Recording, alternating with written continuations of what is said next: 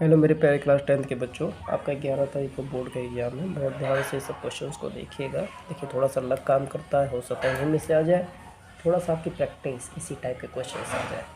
ठीक है।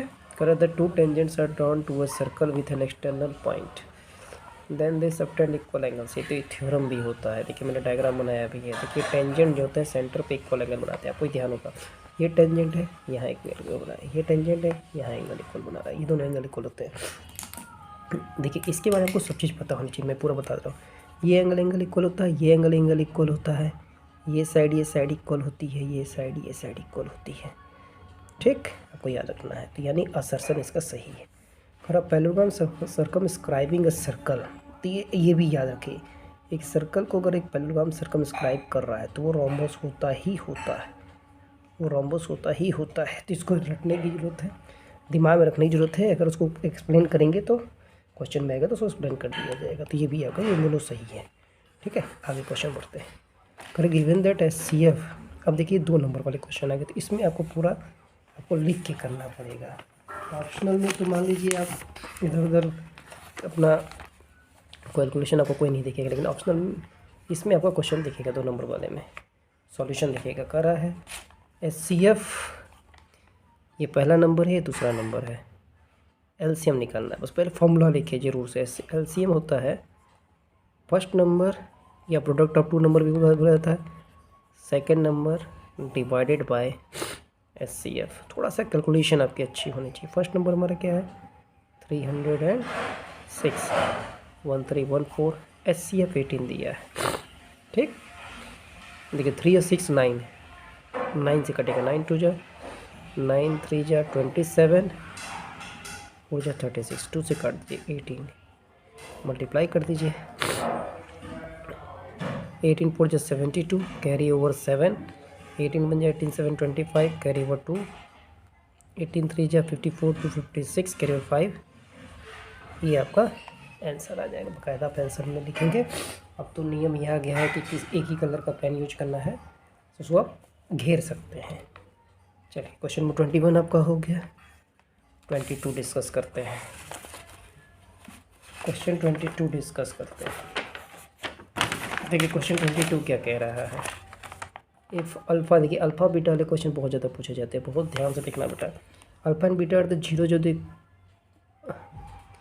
Of a polynomial x square minus 4 root 3x plus 3, then find the value of alpha plus beta minus alpha beta. देखिए बहुत आसान question है। इस टाइप का क्वेश्चन दिया रहे। क्वेश्चन 22 हम लोग करने जा रहे हैं, बहुत ध्यान से देखना बच्चों। 22 का फर्स्ट पार्ट, 22 का फर्स्ट पार्ट एक्स स्क्वायर। इस एग्जाम में करेंगे कैसे, बाकायदा पहले आप इक्वेशन लिखेंगे, इसको कंपेयर करेंगे a x square plus b x plus c से। अब ए की वैल्यू 1 है, क्योंकि इससे ज़रूरत कुछ नहीं तो 1 है। बी की वैल्यू -4 रूट 3 है, सी की वैल्यू 3 है। अब आपको क्या करना है, सम ऑफ जीरोज क्या होता है, सम ऑफ जीरोज होता है -b by a, -4 root 3 by 1, alpha beta c by a, 3/1 यानी 3 आ गया। अब हमसे जो पूछा वो लिखा देखिए कि alpha plus beta minus alpha beta, सब वैल्यू आई गई आपके पास। अल्फ़ा प्लस बीटा 4 रूट 3 है, अल्फ़ा बीटा 3 है, बस लग गया क्वेश्चन आपका। 4 रूट 3 माइनस 3 हो गया आंसर।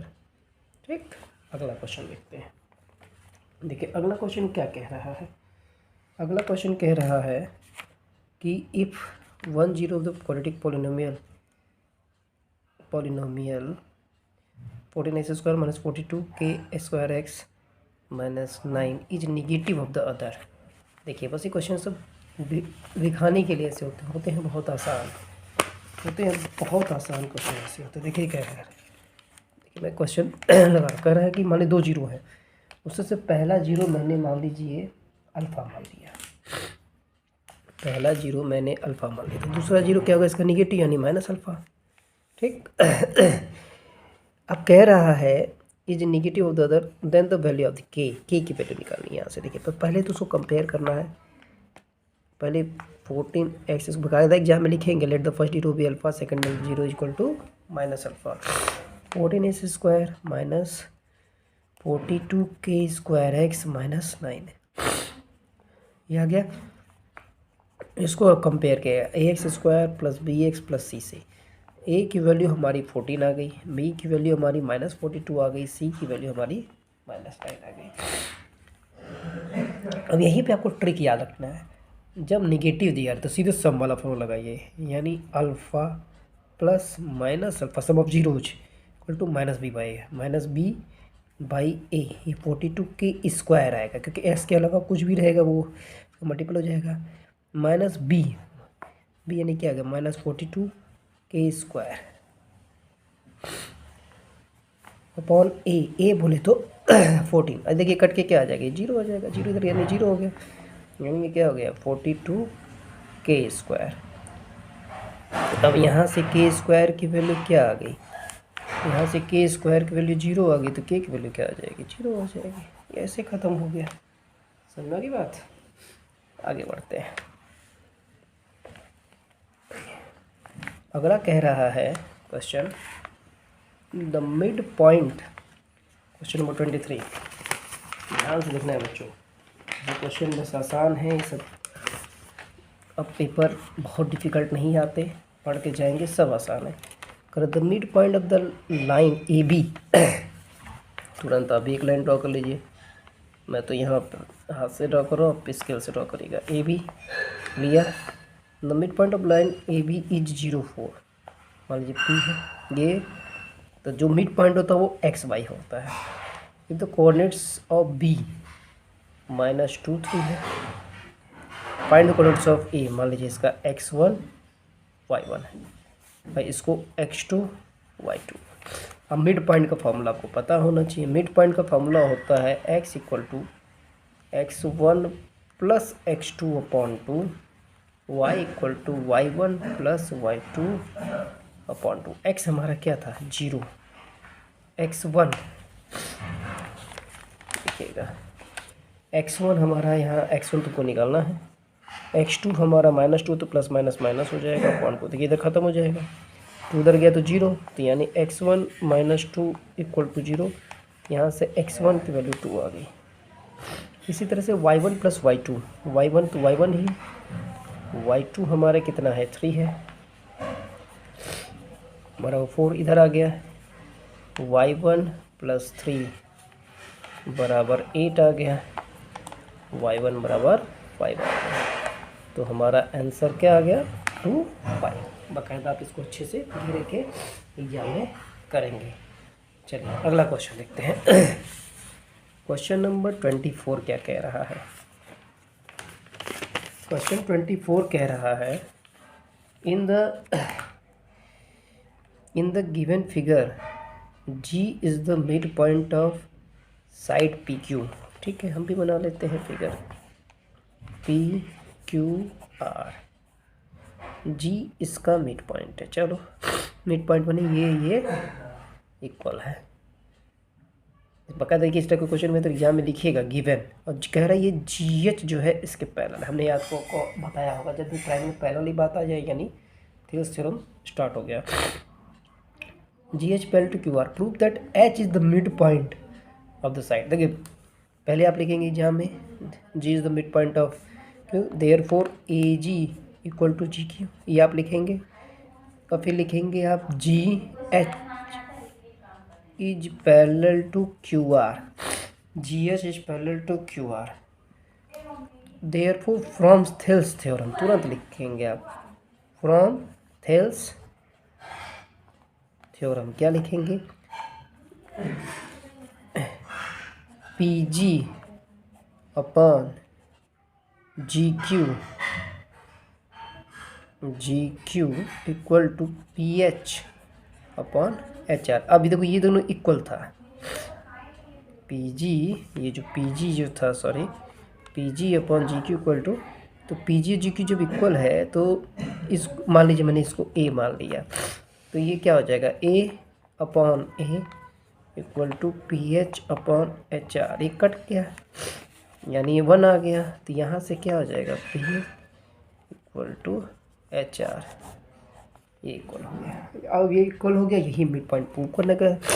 क्या लिखेंगे, therefore H is the mid point,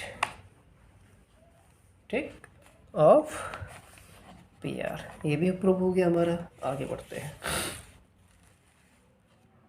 अगला इसमें क्वेश्चन क्या कह रहा है, ध्यान से आपको देखना है। अगला क्वेश्चन कह रहा है कि इन द फिगर, बहुत ध्यान से देखने वाला क्वेश्चन है बच्चों, ध्यान से देखिएगा। तो तक मैं अपना, हाँ देखिए ध्यान से, करा इन द फिगर, ये हमारे पास फिगर है, मैं भी बना लेता हूँ। A है, B है, C है, D है, E है। In the figure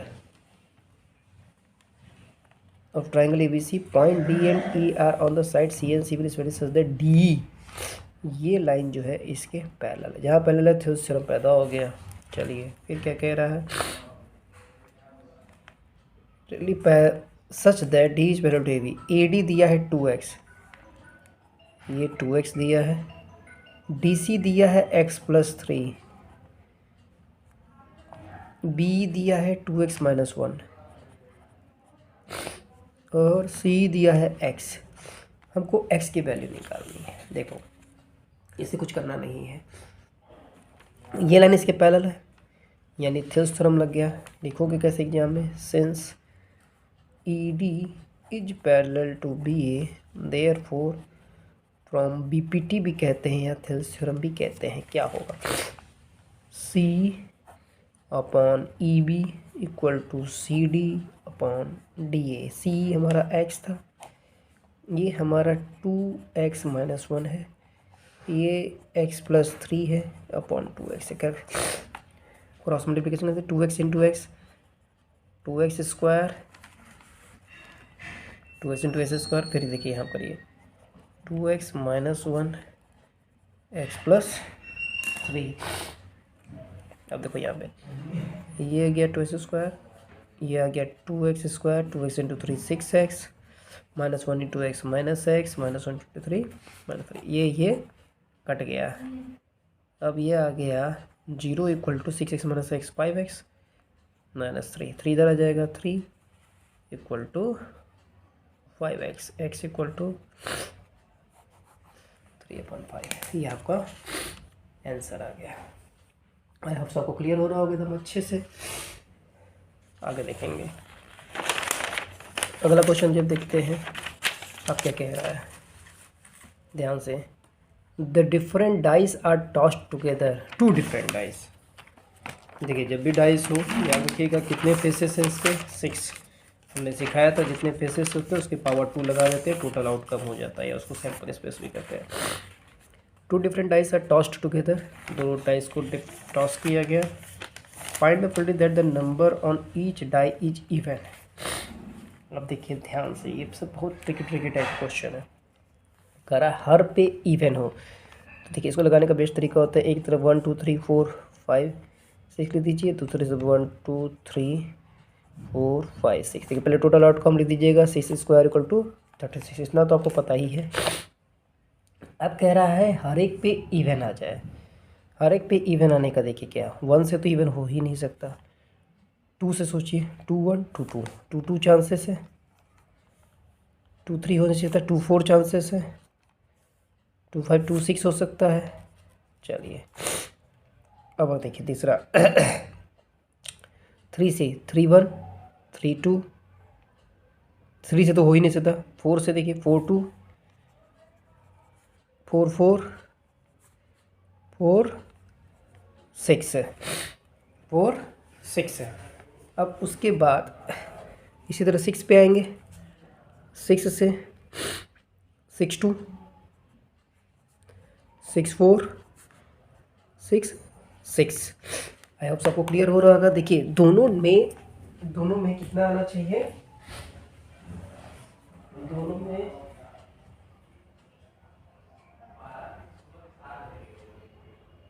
even number आना चाहिए।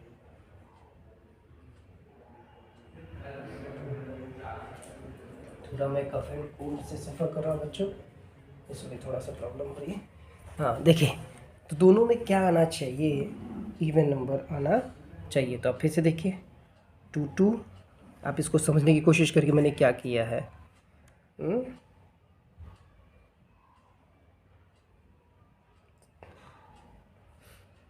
तक मैं थोड़ा सा वॉशरूम से आता हूँ।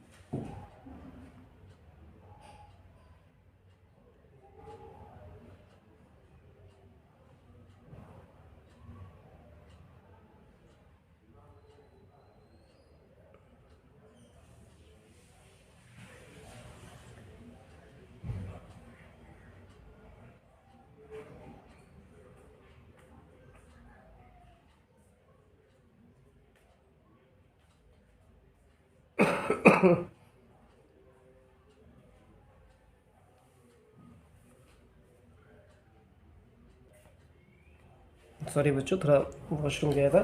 चलिए ध्यान देंगे।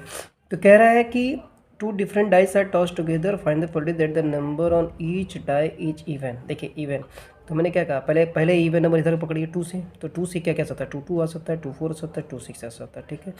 फिर 3 तो इवन है नहीं, 4 से पकड़िए, 4 2 4 4 4 6 आ सकता है, 6 से 6 2 6 4 6 6 आ सकता है। तो टोटल कितने हो गए, 1 2 3 4 5 6 7 8 9। तो इसकी प्रोबेबिलिटी क्या आ गई, फॉर्मूला लिखेंगे बाकायदा एग्जाम में, favourable outcome upon total outcome.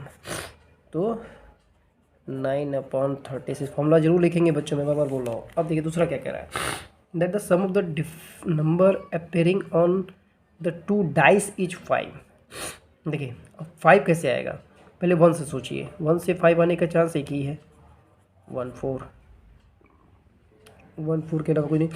फिर 2 से सोचिए, 2 से एक ही है, 2 3, 3 से 3 2 है, 4 से 4 1 है, 5 से तो हो ही नहीं सकता, 6 से हो ही नहीं सकता, तो कितने के 1 2 3 4, तो 4/36 यानी 1/9। फार्मूला जरूर लिखना है बच्चों एग्जाम में, मैं बार बार बोल रहा हूँ, फार्मूला जरूर लिखना है।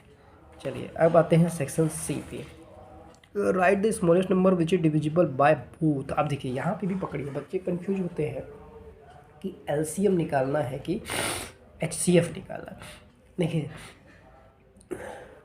जनरली बच्चे छोटे क्लास में कहा जाता है स्मॉलेस्ट पूछिए तो एलसीएम में से, कॉन्सेप्ट भी समझिए, कभी कभी इसमें भी घुमा देता है। देखिए हमको वो नंबर निकालना है जो इससे भी कटे इससे भी कटे, ध्यान समझिएगा, जो इससे भी कटे इससे भी कटे, इन दोनों से कटने वाला नंबर इन दोनों से छोटा तो हो नहीं सकता है, इन दोनों से छोटा तो नहीं, मतलब एक बार को इन दोनों से छोटा नहीं, मतलब जो भी होगा इन दोनों से बड़ा ही होगा, हाँ इन दोनों से बड़ा ही होगा। तो ध्यान से देखिएगा, यानी अब बड़ा होगा, यानी मल्टीपल निकालना है हमको, यानी एलसीएम निकालना है। तो हम लोग लिखेंगे कैसे एग्जाम में, the smallest number which is divide by both 306 and 657 is LCM of 306 and 657। देखिए अब एलसीएम निकाल देता हूँ मैं। अब देखिए 306 657, नॉर्मली जो हम लोग करते हैं, थोड़ा कैलकुलेशन पे ध्यान दीजिएगा,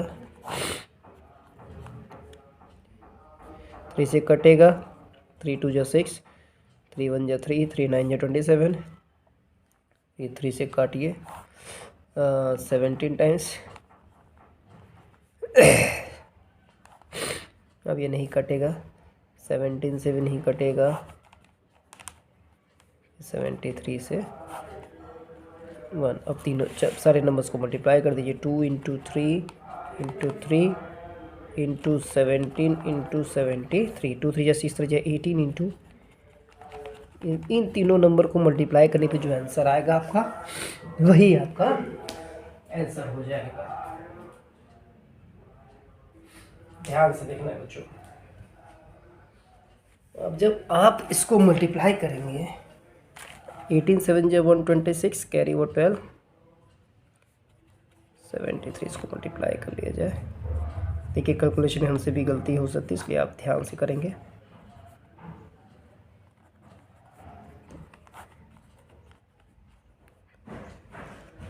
ये आपका आंसर आ जाएगा। मैं आप सबको